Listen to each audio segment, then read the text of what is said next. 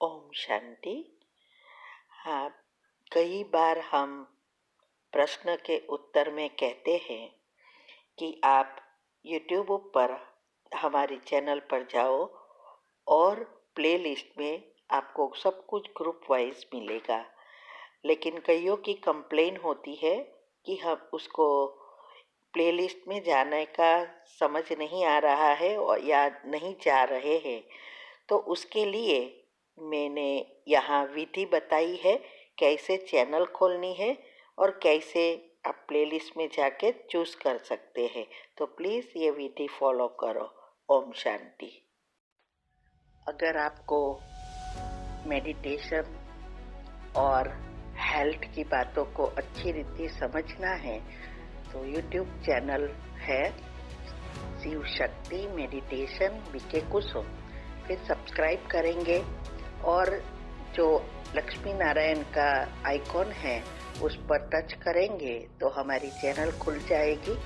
वहाँ प्लेलिस्ट में आपको सब कुछ ग्रुप वाइज मिलेगा।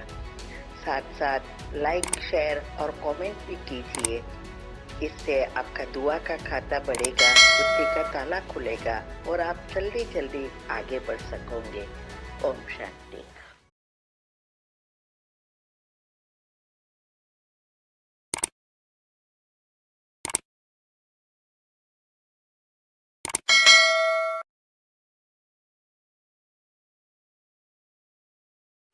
ओम शांति। हाँ, कई बार हम प्रश्न के उत्तर में कहते हैं कि आप YouTube पर हमारे चैनल पर जाओ और प्लेलिस्ट में आपको सब कुछ ग्रुप वाइज मिलेगा। लेकिन कईयों की कंप्लेन होती है कि हम उसको प्लेलिस्ट में जाने का समझ नहीं आ रहा है और या नहीं जा रहे हैं। तो उसके लिए मैंने यहाँ विधि बताई है कैसे चैनल खोलनी है और कैसे आप प्लेलिस्ट में जाके चूज कर सकते हैं। तो प्लीज़ ये विधि फॉलो करो। ओम शांति। अगर आपको मेडिटेशन और हेल्थ की बातों को अच्छी रीति समझना है तो यूट्यूब चैनल है शिव शक्ति मेडिटेशन बीके कुसुम। फिर सब्सक्राइब करेंगे और जो लक्ष्मी नारायण का आइकॉन है उस पर टच करेंगे तो हमारी चैनल खुल जाएगी। वहाँ प्लेलिस्ट में आपको सब कुछ ग्रुप वाइज मिलेगा। साथ साथ लाइक शेयर और कमेंट भी कीजिए। इससे आपका दुआ का खाता बढ़ेगा, बुद्धि का ताला खुलेगा और आप जल्दी जल्दी आगे बढ़ सकोगे। ओम शांति।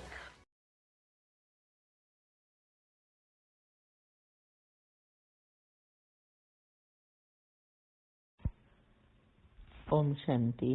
आपका प्रश्न है, जब हमारी कोई निंदा बुराई दुनिया वालों के सामने करते हैं, बदनामी करते हैं, तो उस स्थिति में क्या करना चाहिए? खुद में भी सहन शक्ति कम हो जाती है। कई बार व्यक्तियों के सामने जब काफी हद तक कोई व्यक्ति आत्मा हमें बहुत गालियां देती है, उस समय हमें भी गुस्सा आने लगता है। तो क्या उस समय क्या करना चाहिए? उत्तर है, देखो, हाँ, ये कर्म की गुह्य गति के टॉपिक हमने YouTube पर रखे हैं आध्यात्मिक रीति से। वो अच्छी रीति सुनो और समझो। हमारे जीवन में जो कुछ होता है बिना कारण नहीं होता है, और कारण है तो निवारण भी जरूर है। लेकिन निवारण तब तक बाहर नहीं आएगा जब तक हमारा मन शांत नहीं होगा। हमारा जिसके भी साथ ज्यादा हिसाब किताब है वो एकदम नजदीक में आत्माएं आती है और अपना हिसाब किताब चुकतू करवाती है। अभी हिसाब किताब चुकतू करने की दो ही रीत है, एक भोगना भोग कर और दूसरा है योग से।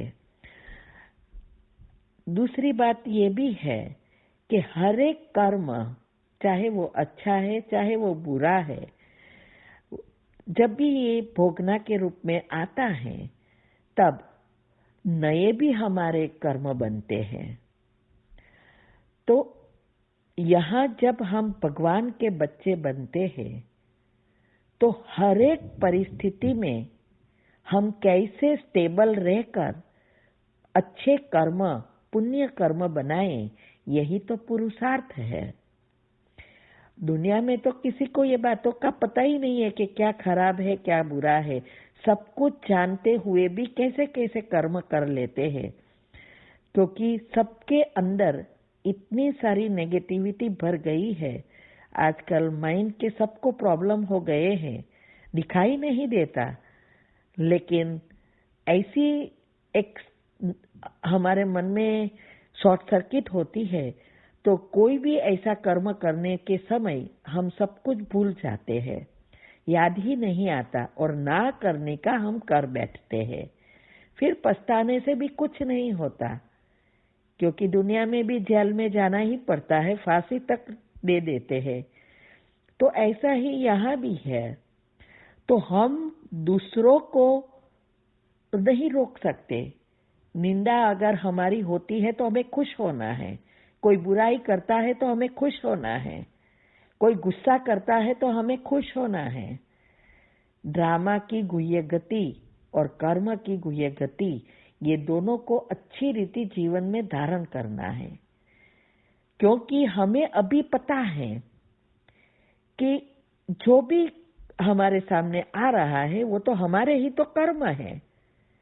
तो जब कर्जा चुकता होता है तो दुनिया में भी सब खुश होते हैं ना। जब तक कर्जा है तो टेंशन है, तो हमें भी ये कर्जा हमारा जो है सिर से निकल रहा है।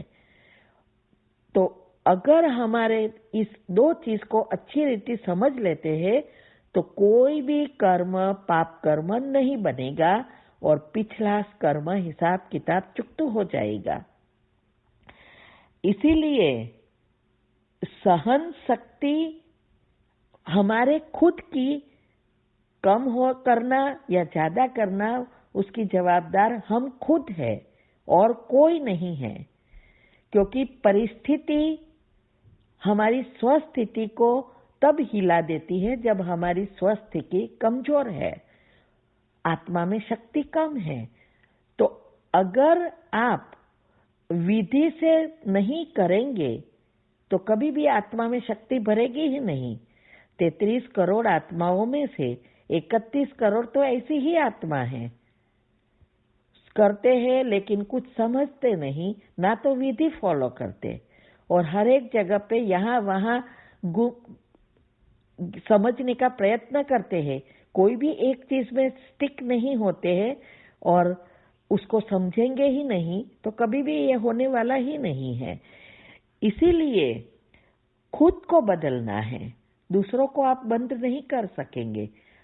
कुआं होता है, उसके ऊपर थोड़ा हम पानी को शुद्ध बनाने के लिए या शुद्ध रखने के लिए ऊपर कवर कर सकते हैं, नहीं।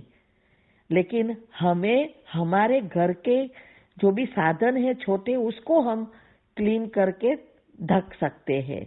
ऐसे ही अपने अंदर सहन शक्ति या आत्मा में शक्ति भरकर स्वस्थिति पावरफुल बनाकर परिस्थिति को का सामना कर, माना उस समय कैसे हमें शक्तियों का यूज करना है, ये अच्छी रीति समझना है।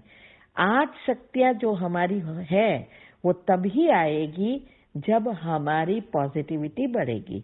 और उसके लिए मैंने बताया है कि योग की पहली अवस्था, इसमें क्या क्या करना है वो भी बताया है, 4 अवस्था का समझाया है। और पहली अवस्था फाउंडेशन है और उसमें भी दिनचर्या मनचर्या, हमारी बायोलॉजिकल क्लॉक और स्लीप साइकिल रिसेट करना भी बहुत जरूरी साइंटिफिक रीति से। तो वो जब तक आप नहीं करेंगे तब तक अवस्था बनेगी ही नहीं, पॉजिटिविटी ही नहीं बनेगी, चक्र के लेयर्स भी नहीं बदलेंगे, तो कभी भी आपका इस कंट्रोल नहीं आएगा। गुस्सा आता है इसका मतलब ही यह है कि अभी तक आपके अंदर गुण आए ही नहीं है, शक्ति आई ही नहीं है। इसीलिए ये विधि अपनाएंगे तो सिद्धि मिलेगी। और हर चीज की बात हमने समझाई है। तीव्र पुरुषार्थ ग्रुप में 16 ऑडियो हर महीने हम रखते हैं, 2 रोज आती है। सेव कर लो, उसमें से पॉइंट लिखो कि आपको क्या बदलना है, क्या करना है। उसमें मैंने बताया है कि कैसे हमने भी गृहस्थ में रहकर युक्ति युग और योग युक्त होकर सारी धारणाएं की।